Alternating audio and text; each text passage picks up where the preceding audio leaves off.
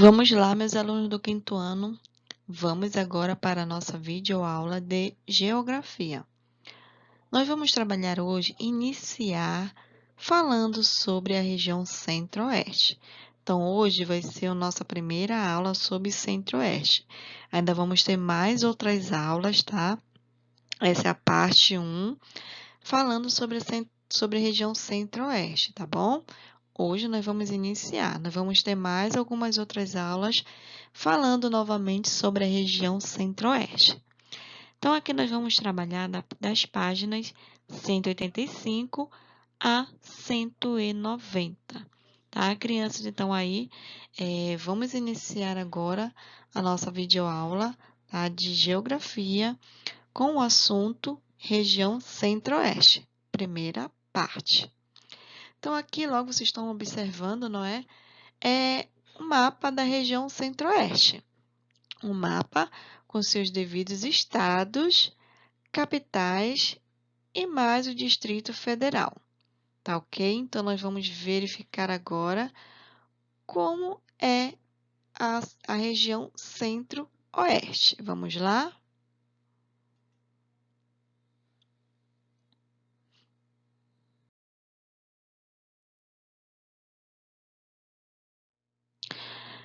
Acompanhe comigo a leitura. A região Centro-Oeste é relativamente extensa, ocupando aproximadamente 19% do território brasileiro.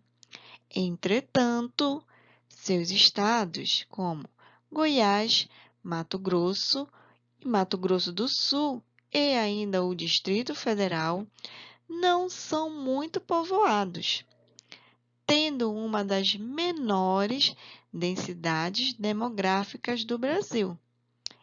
É a única região brasileira que não é banhada pelo Oceano Atlântico, mesmo se localizando dentro do estado de Goiás. O Distrito Federal é uma unidade administrativa autônoma, ou seja, possui governo e leis nele. Nele está Brasília, a capital do Brasil.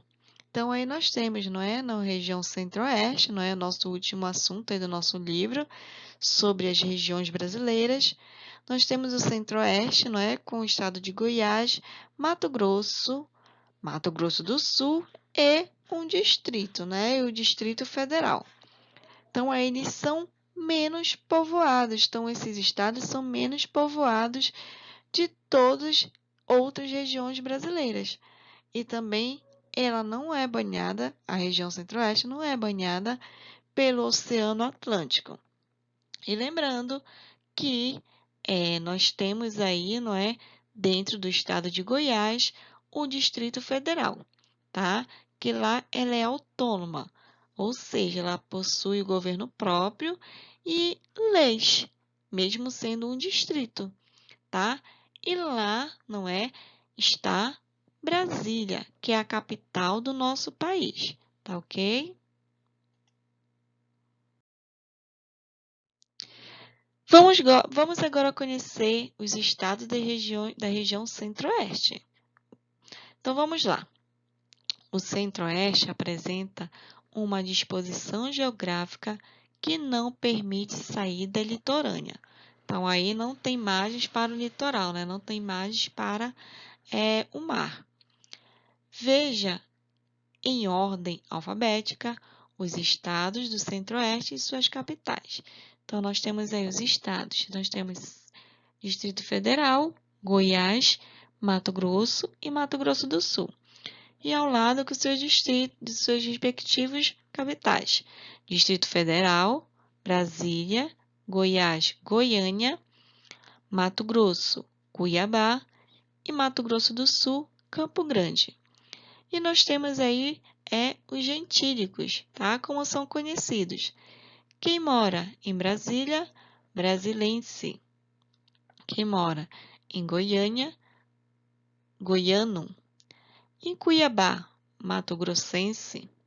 Campo Grande, sul, mato-grossense ou Mato Grossense do Sul. Então, aí, não é? Vocês tiveram a oportunidade de conhecer os estados e as capitais e como as pessoas são conhecidas que moram nesses determinados locais. Acompanhe aí, né? Vocês têm novamente o mapa, né, da região centro-oeste, onde nós temos os estados e as suas capitais, tá? Lembrando que os estados são em letras maiúsculas e as capitais menores, tá? Sempre os estados vão estar em letras maiores, não é? E as capitais, onde eu tenho esse círculozinho, tá? Vão estar aqui com as palavras menores, tá? Então, vamos lá. A região centro-oeste possui uma área de aproximadamente 1.606.371 km². Seu povoamento é resultado das expedições bandeirantes. Então, esse assunto de bandeirantes nós vimos lá em história, né? Onde tem os bandeirantes, as entradas, não é? As monções, no século XVII. E das migrações em busca de ouro ocorridas durante o século XVII. Além da chegada dos migrantes sulistas. Então, vieram pessoas do sul, né, para migrar na região centro-oeste. Vieram pessoas do sul para migrar na região centro-oeste atrás o quê? De melhores condições de emprego, não é? Assim, como acontece nas outras regiões brasileiras, a população do centro-oeste recebeu a influência dos indígenas e dos negros africanos, que trabalharam como escravos na época da colônia, além de possuir fauna e flora variadas. Merecem destaque o Pantanal, uma das mais exuberantes e diversificadas reservas naturais do planeta, e as atividades econômicas para o desenvolvimento da região. A criação de gado, então nós temos aí as atividades econômicas, né, da região centro-oeste, nós temos a criação de gado bovino, né, criação de gado bovino, a agricultura, tá? Então aí é um forte, né, desempenho da região centro-oeste. Nos últimos anos, o crescimento da indústria, de indústrias, principalmente alimentícias, farmacêuticas, de minerais não metálicos e madeireiras.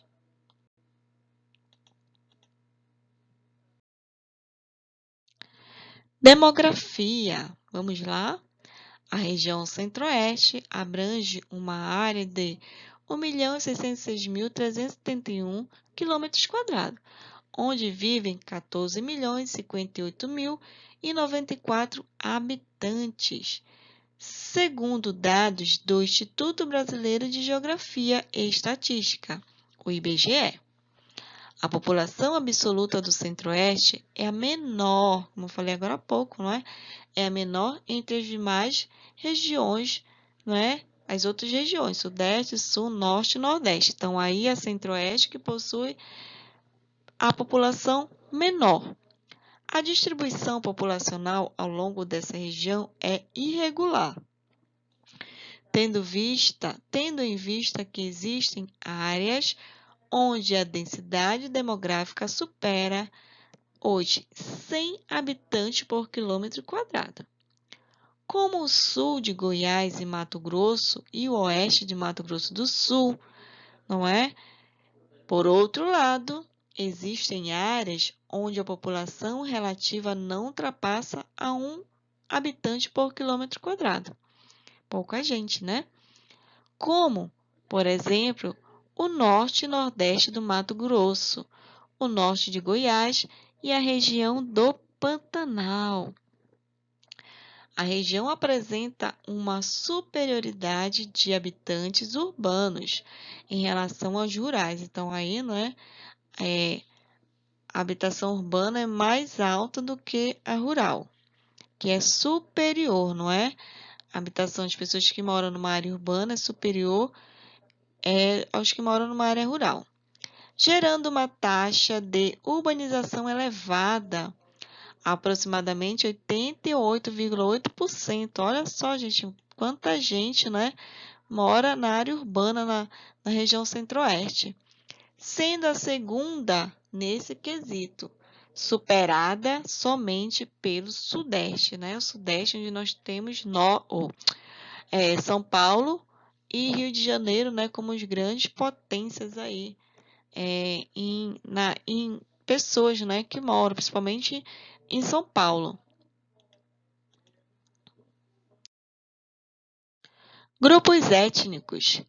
Entre os tipos humanos característicos do Centro-Oeste estão o vaqueiro do Pantanal, o boiadeiro de Goiás, os peões das fazendas de gado, os garimpeiros, os índios com as suas múltiplas formas de cultura, como a influência sulista no Mato Grosso e Mato Grosso do Sul e nortista no Distrito Federal.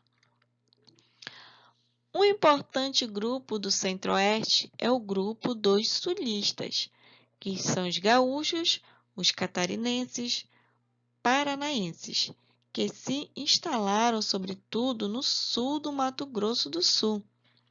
Na região, foram os responsáveis pela organização da agricultura, abriram rodovias, montaram serrarias, fundaram vilas e municípios. Então, aí, o sulista, né, é muito importante, né, na história aí da região centro-oeste.